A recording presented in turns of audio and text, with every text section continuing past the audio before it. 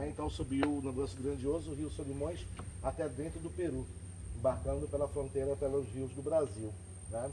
Quando eu cheguei lá, eles queriam fazer uma comprovação científica de algo que eu achava que era improvável.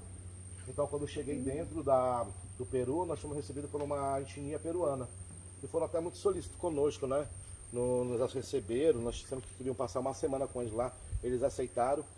Então os caras queriam provar uma coisa, uma teoria, de que os primeiros habitantes que habitaram a ponta do Amazonas eram asiáticos. Os primeiros índios que chegaram aqui, os primeiros, como é que eu posso dizer, primitivos, né, chegarem aqui, foram os asiáticos. Então os caras queriam provar isso. E eu dizia, eu acho meio improvável, né? Fiquei pensando comigo aqui, o cara saiu lá da Ásia e caminhou. Chegou aqui como eu perguntei pra ele, e aí, mano, como é que o cara chegou aqui? Ele disse, pois é, Marcelo, naquele momento ainda tinha interligação, né? Eram poucos lugares, então você conseguia caminhar. Era tudo interligado. Muitos dos animais que vocês têm aqui, Marcelo, dentro da Amazônia, migraram também dessas regiões. Não eram espécies daqui, típicas daqui. Tá? Primeiro, que a floresta amazônica existe há 5,5 milhões de anos. Ela existia mesmo antes de existir qualquer vida. Como eu falo de vida, eu falo de vidas animais ou seres humanos, né? Na nossa região. Entanto que a floresta amazônica ela é cotada por uns outros dois loucos, né? Que queriam provar de que o Jardim do Éden existe mesmo. E que se ele existiu realmente, a Amazônia podia ser o Jardim do Éden, pela sua idade. Então tudo isso podia ser o Jardim do Éden, se realmente ele existiu, como diz a Bíblia, né? Cada um nas suas crenças, né? Acredito muito na Bíblia, mas tem coisas que a gente fica a pensar que realmente existiu, sabe que não foi só mal interpretado, né? Mas se realmente existiu, pela idade da floresta amazônica era isso. Tá, mas chegando no contexto do que eu quero explicar.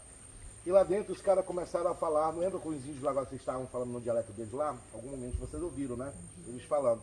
E quando chegou lá, os índios peruanos começaram a falar no dialeto deles. E um dos pesquisadores, ele era um chinês. Esse cara era especialista em línguas mortas, principalmente candim chinês. Ele disse que tem mais de 200 espécies de candins. E tem candim chinês que não se usa mais, que era o tempo do Império. Imagina lá do Império atrás, né? Lá do não sei o que, não sei o que das quantas. E ele queria dizer, quando os caras começaram a falar no dialeto deles, ele olhou para mim e disse, eles estão falando candim, eles estão falando chinês. Eu disse, não estão, eles estão falando do dialeto deles, eles estão não, presta atenção. Ele se dirigiu até os caras e falou.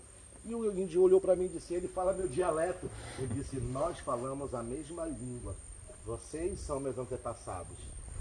Vocês trazem uma origem de uma linguagem perdida, um canji que não se usa mais.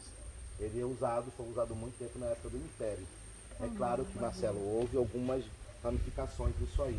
Né, alguns lírias que eles usam, que a gente não usa, mas eu digo que 60% ainda é o original. Portanto que eu consigo entender tudo que eles falam praticamente. Então uma das provas de que os primeiros habitantes a chegarem dentro da ponta do Amazonas foram os asiáticos. Lembro também que, eu não sei se vocês já ouviram falar, que os primórdios a trabalhar com cerâmica foram os sumérios.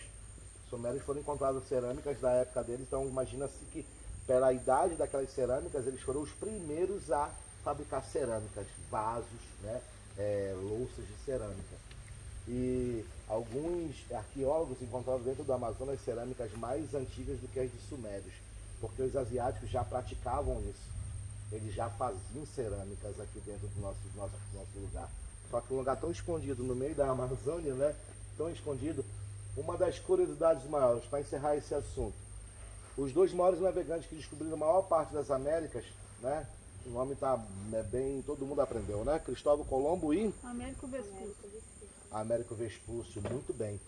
Esses caras vieram com uma carta de navegação. E essa carta de navegação era uma carta asiática, entregue para ele por um monge asiático, dizendo que numa peregrinação de 80 anos ele teve numa área onde desconhecido, que ele entregava para eles. A ideia dos caras era encontrar o quê? As Índias, né? E na realidade foi proposital, mandar por esses asiáticos, por esses navegantes, para uma região onde eles já tinham estado, tá? E encontrar isso tudo. E nessa navegação eles vieram descobrir as Américas, né? Cristóvão Colombo de um lado, né? Aí o outro chegou aqui, Pedro Álvares Cabral chegou querendo dizer que era ele que descobriu, aquela confusão toda. mas tudo isso já tinha sido descoberto pelos asiáticos, já estavam aqui. E essa miscigenação, depois com os povos que chegaram aqui, como os incas, os maias, né? Houve essa ramificação com outros povos brancos, e assim surgiram novos povos, né? E essas etnias todas, os troncos etnílicos daqui. Agora olhem só, tiveram uma tribo indígena lá, não tiveram? Pare e pense, aquelas índias que vocês estavam olhando para lá. Não tem uma cara um pouco de vietnamita? Não tem?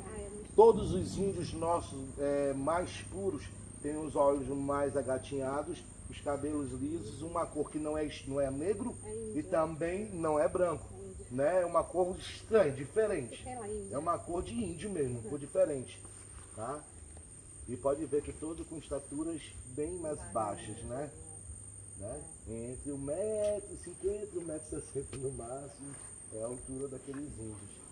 Sabe? Sempre nessa altura. Então é o que dá muita origem, né? Para finalizar, em coleta de sangue, lembra quando eu falei para vocês que eu fiz? Acho que alguém me falava na frente que eu fiz com eles.